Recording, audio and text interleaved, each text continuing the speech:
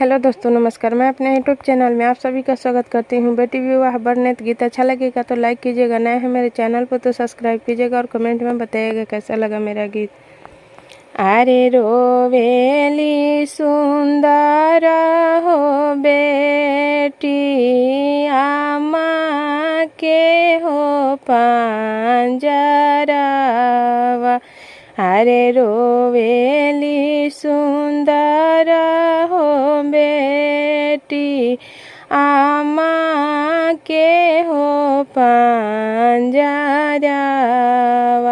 अरे भसुर जी ले आईनी आमा पीतला के गहनावा।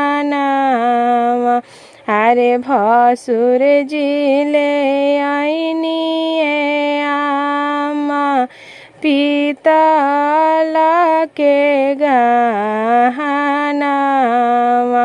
अरे चुप हो सुंदर हो बेटी नयनवा पोछ हो लोरावा।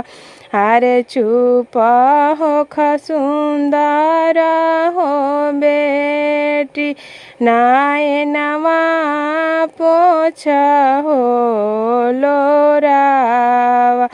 अरे तोहरो अपना हो भैया दिल्ली के हो नौकरिया। अरे तोहरो अपना हो भैया दिल्ली के हो नौकरिया।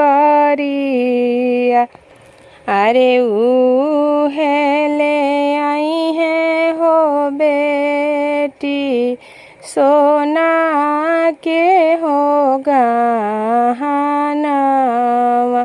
अरे उहे ले आई है हो बेटी सोना के हो गहनावा।